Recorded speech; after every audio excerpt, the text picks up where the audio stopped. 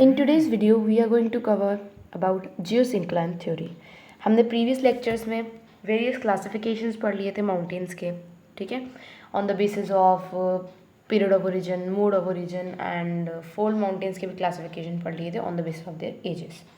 तो अब इतने ही क्लासिफिकेशन से अब हम यहाँ से स्टार्ट करेंगे व्हाट इज़ जियोसिंक्लाइन थ्योरी. ये आपको डायरेक्टली पूछा जा सकता है और इसके कुछ स्टेजेस भी होते हैं, 5 स्टेजेस होते हैं. सबसे पहले हम समझेंगे कि जियोसिंक्लाइन थ्योरी होता क्या है.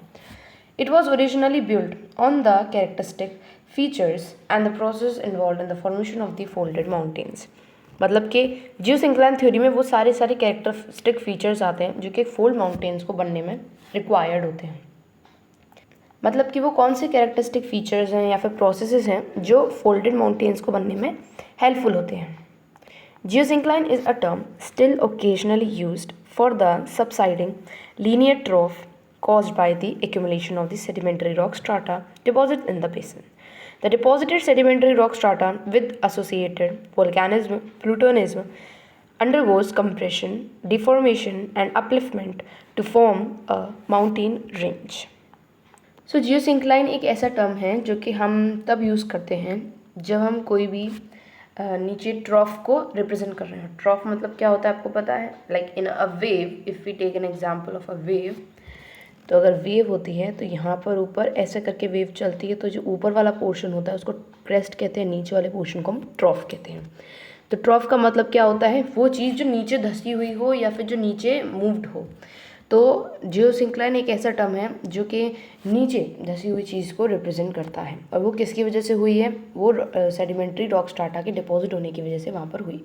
तो जब सेडिमेंट्री रॉक स्ट्राटा डिपॉजिट हुआ, वहाँ पे एक्यूमुलेट हुआ, तो वहाँ पर वज़न की वजह से वो नीचे धस गई. And the deposited sedimentary rock strata जो है वो और किन किन चीज़ों से एसोसिएटेड है, वोल्केनिज्म से एसोसिएटेड है, कुछ प्लूटोनिक अंडरग्राउंड कंप्रेशन से एसोसिएटेड हैं, डिफॉर्मेशंस होते हैं और ये सब माउंटेन रेंज क्रिएट करते हैं. ठीक है ना. So it is specifically geosyncline theory जो है स्पेसिफिकली फोल्डेड माउंटेन्स के बारे में बात करती है. नाउ इसके टोटल 5 स्टेजेस होते हैं. ठीक है ना. तो आपको समझ में आया जियोसिंक्लाइन थ्योरी होती क्या है, वो सारे प्रोसेसेस जो कि इन्वॉल्व होते हैं in the formation of folded mountains. Now what are the 5 stages. तो 5 स्टेज में तो पहला स्टेज आता है जियोसिंक्लाइन स्टेज. जियोसिंक्लाइन स्टेज क्या होता है, जब आपके लार्ज लीनियर ट्रॉफ मीन्स जो नीचे डाउनवर्ड पार्ट है वो वाला, जो लार्ज लीनियर ट्रॉफ जो है वो उसका सबसिडेंस होने लगता है, undergoes gradual subsidence due to the weight of larger amount of deposited sediments. तो जो नीचे डाउनवर्ड मोशन में जो चीज़ गई है या जो अमाउंट ऑफ रॉक गया है due to the sedimentary rock, अब उसका धीरे धीरे करके सबसिडेंस होने लगता है. ठीक है ना. धीरे धीरे करके उसका कुछ लॉस होने लगता है, मतलब वहाँ से कुछ मटेरियल्स जो होते हैं वो रिमूवल होने लगते हैं.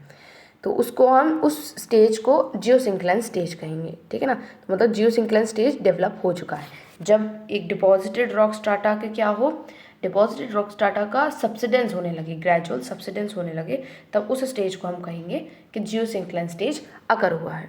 नेक्स्ट जियोसिंक्लाइन स्टेज जब हो जाता है तो उसके बाद आते हैं लिथोजेनेसिस स्टेज. इस स्टेज में जो डिपॉजिटेड सेडिमेंट्स हैं वो कॉम्पैक्ट और सीमेंटेड होने लगते हैं इन द डाउनवर्ड प्रेशर. मतलब उन पर डाउनवर्ड प्रेशर लगता है और वो एकजुट होने लगते हैं, सख्त होने लगते हैं, कॉम्पैक्ट होने लगते हैं. ठीक है. And they developed by the weight of the larger amount of sediment deposit. और धीरे धीरे करके व्हेन द टाइम पासिस जो सेडिमेंट डिपोजिशन है ना वो और ज़्यादा बढ़ता जाता है. तो डिपोजिशन के बढ़ते जाने की वजह से वेट भी बढ़ता जाता है, तो जिस वजह से और प्रेशर क्रिएट होता है उसके पास, which result in the formation of the solid rocks. अब किसी चीज़ पे इंटेंस प्रेशर लगेगा तो वो सॉलिड सब्सटेंस में क्रिएट हो जाएगा. ठीक है. तो ये क्या होगा, अब सॉलिड रॉक पे कन्वर्ट हो रहा है. तो जैसे जैसे सेडिमेंट्री रॉक्स जो हैं वो ज़्यादा होते जा रहे हैं, तो सेडिमेंट्री रॉक्स जो हैं वो सॉलिड रॉक्स में कन्वर्ट हो रहे हैं. तो पहली वाली चीज़ क्या थी कि वहाँ पर हो रहा है आपका एक ग्रेजुअल सबसिडेंस हो रहा है. सबसिडेंस मतलब कि आपका वहाँ से ऊपर वाली लेयर से रिमूवल होके नीचे घुसता जा रहा है या नीचे धंसता जा रहा है. तो जियोसिंक्लाइन स्टेज में नीचे मूव करेगी चीज़. लिथोजेनेसिस स्टेज में उस पर प्रेशर लगेगा और चीज़ नीचे मूव करेगी और प्रेशर लगेगा, तो क्या होगा, नीचे वाली जो रॉक होगी वो सख्त हो जाएगी, या हम ऐसे कह सकते हैं कि सॉलिड रॉक का फॉर्मेशन होगा. नेक्स्ट स्टेज आता है इसके बाद टेक्टोजेनेसिस। टेक्टोजेनेसिस स्टेज में क्या होता है कि जो अर्थ क्रस्टल रॉक है, जो कि सॉलिड रॉक बन चुकी है, which is deformed due to the high pressure of deposited sediments, geothermal gradient tectonic activity resulting in the formation of the geological structures।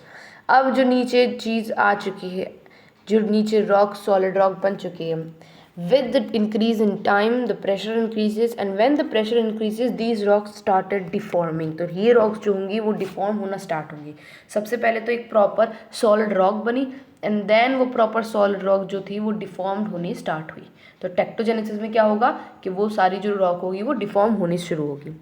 Next orogenesis stage. अब ओरोजेनेसिस स्टेज में आपका क्या होता है, देखिए इस स्टेज में फॉर्मेशन होता है लॉन्ग लीनियर माउंटेन चेन्स का। जो डिफॉर्मेशन होना था वो टेक्टोजेनेसिस में हो गया, जो सब्सिडेंस होना था वो जियोसिंक्लाइन स्टेज में हो गया, एंड जो प्रेशर के इंक्रीज होने की वजह से फॉर्मेशन होना था सॉलिड रॉक्स का वो लेथोजेनेसिस स्टेज में हो गया।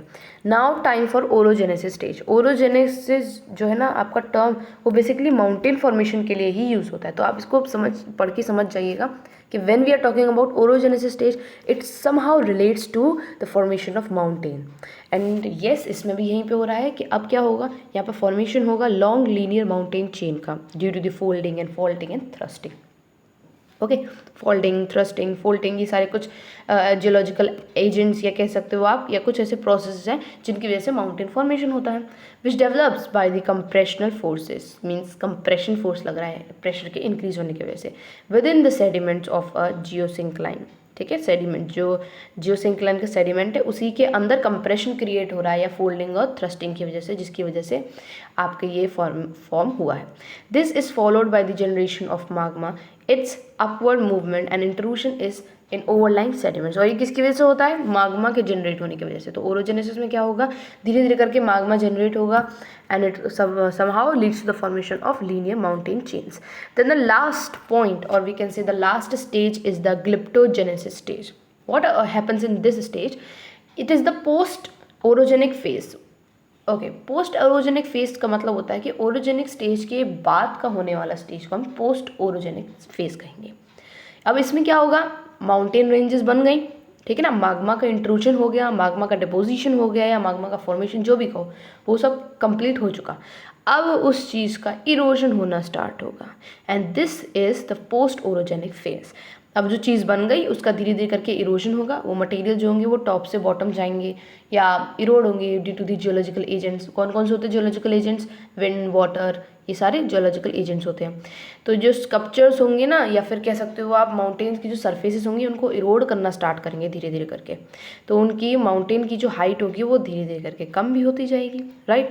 तो ये आइसोस्टैटिक एडजस्टमेंट भी क्रिएट होगा। तो अर्थ जो होगी due to the upward isostatic adjustment it develops within the mountains. ठीक है, तो माउंटेन्स के अंदर ही कुछ चेंजेस क्रिएट होंगे, और वो चेंजेस किस स्टेज में होते हैं, वो चेंजेस होते हैं ग्लिप्टोजेनेसिस स्टेज में। Okay, so this is all about the 5 stages of geosyncline theory. I hope आपको अच्छे से समझ में आ गया होगा, and it is important according to the exam point of view. Okay, इसको अच्छी तरीके से पढ़ लीजिएगा आप। अब हम नेक्स्ट वीडियो में कवर करेंगे plate tectonic theory, which is more important than this geosyncline theory. Okay, thank you for watching this video.